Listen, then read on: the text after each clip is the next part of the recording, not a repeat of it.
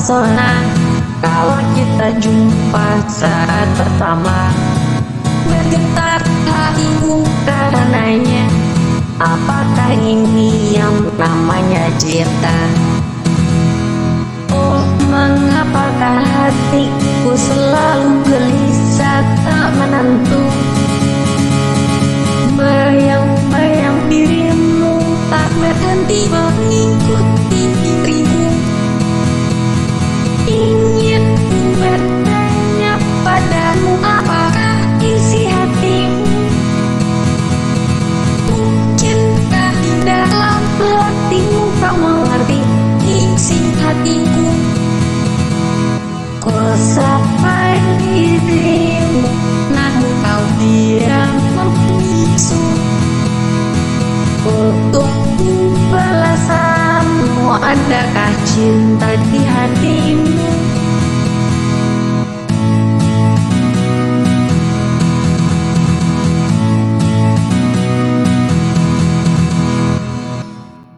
Itulah syair lagu yang berjudul Adakah Cinta di Hatimu, yang menjadi pembuka cerita ini. Mary sudah selesai kuliah, tapi ia belum berniat untuk pulang.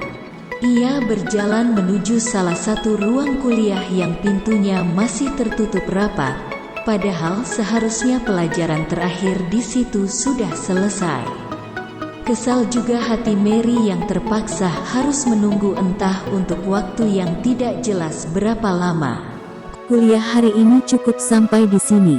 Kalian semua boleh pulang kecuali Bagus, karena Bagus akan ibu beri tugas khusus, kata Ibu Nina, dosen yang mengajar di situ, setelah waktu berlalu sekitar 30 menit. Para mahasiswa serentak keluar ruangan bersamaan dengan Ibu Nina memberikan satu bundel kertas kepada Bagus. Ada seorang mahasiswi tidak ikut keluar, yaitu Ana. Ia menghampiri Bagus sambil berkata, "Maaf Bu, saya mau bicara sebentar sama Bagus." "Bagus, aku mau ngajak kamu makan siang bareng nanti sesudah tugas kamu selesai. Aku tunggu kamu di luar ya," bisik Ana. Kemudian ia segera melangkah keluar ruangan. Setelah suasana sepi, Ibu Nina mulai terang-terangan menatap wajah Bagus. Wah, repot kalau terus-terusan begini, mulainya selalu pas waktu pulang kuliah. Gerutu Bagus di dalam hatinya. 30 menit berlalu, Bagus berjalan di sepanjang koridor diikuti oleh Ibu Nina agak jauh di belakangnya. "Bagus, ayo makan bareng," teriak Mary sambil berlari. Belum sempat Bagus menjawab, Ana muncul sambil berkata, "Bagus, ayo kita makan bareng." "Lo jangan main serobot gitu dong," kata Mary. Gue udah ngajak dia waktu masih di ruang kuliah. "Nggak bisa, gue ada urusan sama Bagus sekarang." Apa maksud lo? Mau ngajak gue berantem? Ada apa ribut-ribut? Tanya Ibu Nina yang tiba di situ. Nggak ada apa-apa, Bu. Kata Bagus. Kami cuma ada sedikit perbedaan pendapat. Itu hal yang biasa kan, Bu? Kata Ana memberi alasan. Ya sudah, Bagus. Sekarang kamu mau kemana? Tanya Ibu Nina. Kali ini suaranya terdengar begitu merdu dan lembut. Saya mau kerja, Bu. Saya kerja sambilan. Jawab Bagus. Tapi kamu belum makan siang. Nanti kamu bisa masuk angin. Kamu makan bareng ibu saja ya. Tapi saya sudah janji pergi ke sana bareng Dodi, Bu. Apa? Ibu mau cek Dodi di tempat parkir motor? Bagus terkejut. Pikirnya, Wah, gue kan asal jeblak aja bikin alasan. Mudah-mudahan Dodi masih ada di sana. mereka berempat bergegas berjalan menuju tempat parkir motor. Bagus, yang was-was hatinya berjalan paling depan. Di tempat parkir motor tampak Dodi sudah menaiki sepeda motornya dan siap untuk pergi. Dengan setengah berlari Bagus langsung menghampirinya. Dodi, Dot, tunggu sebentar. Teriak Bagus. Setelah keduanya berdekatan Bagus berkata dengan setengah berbisik. Dot, kalau Bu Nina nanyain lo mau kemana, bilang aja lo udah janji mau nganterin gue kerja. Oke? Bagus, kamu berbisik apa sama Dodi? Tanya Ibu Nina. Saya minta maaf sama Dodi karena terlambat. Saya jelasin alasannya karena ada tugas dari ibu, kata Bagus. Betul Bu, tadi Bagus hampir saja saya tinggal. Kalau begitu kenapa tidak kamu tinggalkan saja dia? Sekarang saya sudah ketemu dia. Kalau dia saya tinggal sekarang, artinya percuma saya tunggu setengah jam. Ya sudah, kamu antar Bagus sana, kata Ibu Nina kecewa sambil berjalan meninggalkan tempat parkir motor. Bagus menaiki boncengan sepeda motor Dodi, lalu keduanya melambaikan tangannya pamit pada Mary dan Anna. Di tengah perjalanan Dodi menghentikan sepeda motornya di sebuah warteg, lalu keduanya makan siang bersama. Gus, lo ada masalah apaan sih sama Bu Nina? akhir-akhir ini Bu Nina selalu ngasih gue tugas, cuma gue doang. Kalau sekali-sekali sih oke lah, tapi ini setiap dia ngajar pasti begitu. Akibatnya banyak waktu gue kebuang. Asal mulanya gimana? Mulai kejadiannya kapan? Kapannya gue nggak inget. Tapi awalnya gue sering bawa materi untuk diskusi sama Ibu Nina. Kalau begitu ini salah lo juga dong. Lo udah ngebangunin macan tidur namanya. Nggak gitu juga kali. Gue kuliah sambil kerja, jadi harus aktif. Nggak salah dong kalau gue sering diskusi pelajaran. Salah sih nggak? Mungkin aja cara lo bicara yang udah tebar pesona. Apa iya begitu? Perasaan bicara gue biasa-biasa aja. Mungkin Bu Nina bisa aja nanggapinnya lain. Waktu ngerjain tugas lo cuma berdua sama Bu Nina di ruangan, pintunya ditutup. Begitu kan? Wah, itu namanya bahaya, Gus. Bahaya apaan? Lo jangan mikir yang aneh-aneh deh. Lo ini blon apa pura-pura bego sih? Laki-laki kalau berduaan sama perempuan yang bukan istrinya di ruangan tertutup, udah pasti ada pihak ketiga yang nemenin, yaitu setan. Apalagi laki-lakinya masih ijo, perempuannya udah mateng. Iya, gue kan waspada terus, biar nggak berhasil diganggu sama setan yang lo maksud itu, Dot. Ana sama Mary nungguin lo di luar, begitu kan? Ini masalah gue yang kedua, apalagi kalau dua-duanya pada ribut sampai mau berantem. Solusinya gimana ya, Dot? Solusi apaan? Playboy aja butuh 1001 siasat buat dapetin cewek. Ini cewek sukarela nyamperin lo tanpa strategi. Lo harusnya bersyukur, dasar anak penyamun. Ah, bisa aja lo, Dot. Ayo cepetan makannya. Dodi menghentikan sepeda motor di halaman kantor. Arman, teman sekantor Bagus, datang menghampiri mereka. Hai Dot, apa kabar? Tanya Arman. Kabar baik, Man. Gue pulang kuliah langsung nganterin si anak penyamun yang kasep ke sini. Jawab Dodi. Sembarangan lo sebut gue si kasep. Kata Bagus protes. Loh, apalagi sebutan yang paling pas buat orang yang selalu diuber-uber sama 3 cewek cakep sekaligus tajir? Maksud lo siapa Dot? Tanya Arman penasaran. Temen kita ini lagi diuber 3 cewek di kampus. 1 dosen jomblo plus 2 mahasiswi, semuanya cakep tajir. Tapi dia bukannya bersyukur karena mujur, tapi malah kacau dengan hati galau. Sayang lo beda kampus, jadi lenggak lihat langsung. Kok bisa sama persis di kantor ya? Satu bos pemilik perusahaan ditambah 2 karyawati, semuanya cakep tajir, cowoknya dia juga.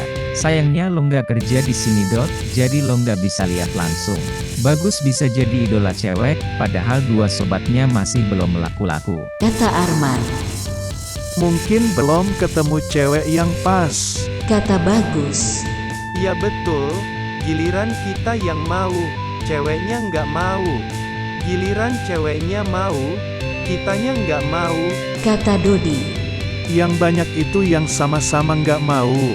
Tuh di jalan, di toko, di pasar, di mana-mana ada. Kata Bagus. Bisa aja lo Gus. Dari semua cewek yang demen sama lo, kenapa lo nggak beli salah satu aja sih? Tanya Arman. Cinta nggak bisa dipaksain, ya kan? Gue maunya mereka sadar sendiri, tapi hubungan tetap baik. Gus, hampir kelupaan. Ini titipan lo yang kemarin, kuaci aneka rasa kesukaan lo. Gue cabut dulu. Kata Dodi sambil menyodorkan bungkusan kepada Bagus. Bagus duduk di kursi kerjanya. Lisa menghampirinya sambil membawa sebuah gelas berisi minuman dan sebuah tas plastik berisi 2 botol utuh minuman yang sama. Bagus, ini es sirup Markisa oleh-oleh papaku dari Medan. Ini ada lagi 1 tas berisi 2 botol buat kamu. Terima kasih Lisa, kamu baik sekali. Selagi Bagus menenggak isi gelas tersebut, Ina muncul mendekatinya sambil membawa sebuah bungkusan besar. Katanya kemudian, Bagus, ini ada makanan khas Jawa Tengah buat kamu. Oleh-oleh dari papaku waktu tugas ke sana. Terima kasih Ina, kamu juga baik. Gue kebagian nggak? Tanya Lisa penuh harap. Sayangnya enggak tuh. Oleh-oleh ini cuma khusus buat Bagus. Itu sirup Markisa. Apa ada bagiannya buat gue? Nggak ada juga tuh. Yang ada cuma buat Bagus doang. Kalau kalian berdua mau, aku bisa berbagi. Sirup Markisa ada 2 botol, bisa aku bagi 1 botol buat Ina. Makanan dari Jawa Tengah cukup banyak, bisa dibagi buat Lisa. Bagus, aku nggak mau minuman itu kamu bagi-bagi, apalagi buat si Ina. Aku bakal marah sama kamu. Bagus, awas ya. Aku nggak rela kalau kamu bagi makanan itu buat Lisa. Aku juga bakal marah sama kamu. Selagi Lisa dan Ina berdebat, atasan mereka Ibu Siska muncul sambil memegang map. Katanya, Lisa, Ina, kembali ke tempat kalian. Bagus, ambil map ini dan ikut aku. Bagus mengikuti Ibu Siska memasuki ruangannya. Ibu Siska menunjuk sebuah meja yang di atasnya terdapat sebuah laptop. Katanya, Kamu input data-data di map ini ke laptop itu. Bagus mengerjakan tugas tambahan tersebut. Sementara Ibu Siska menatap wajah Bagus berkali-kali. Saat hari mulai gelap, Ibu Siska berkata, Bagus, hari sudah gelap. Pekerjaan kamu dilanjutkan lagi besok. Bagus mematikan laptop lalu melangkah ke arah pintu. Kamu mau kemana Bagus? Saya mau pulang. Kamu ikut aku saja, nanti aku antar kamu pulang. Tidak usah Bu, saya pulang naik angkot saja. Aku antar kamu pulang. Ini perintah. Jika kamu menolak, aku akan datangi tempat kos kamu setiap hari dari pagi sampai malam. Aku bisa sewa kamar di situ atau aku beli rumah itu sekalian. Biar semua warga pikir kita ada hubungan khusus. Bagus merinding. Terbayang olehnya jika hal itu terjadi, ia akan ditangkap warga dan hansip buat dipaksa nikah. Bagus terpaksa menurut. Mereka menaiki mobil Ibu Siska meluncur ke jalan raya. Tak lama kemudian mobil tersebut berhenti di halaman rumah makan. Keduanya memasuki rumah makan tersebut. Lalu Ibu Siska memilih meja di pojok ruangan.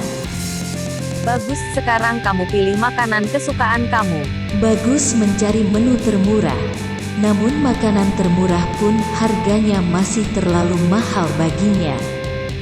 Terpaksa Bagus memilih sekenanya menu makanan yang termurah. Kok cuma segini? Sedikit amat.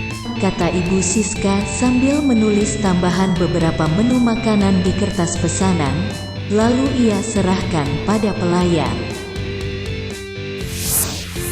Bagus, aku sudah pesan makanan. Nanti kalau ada makanan yang belum habis, kamu harus menghabiskannya. Bagaimana kalau saya tidak sanggup menghabiskan? Aku tidak mau tahu, aku juga tidak mau dengar alasan kamu. Semua makanan harus habis atau kamu bawa pulang. Tak lama kemudian pelayan datang membawa makanan. Ya ampun, sebanyak ini.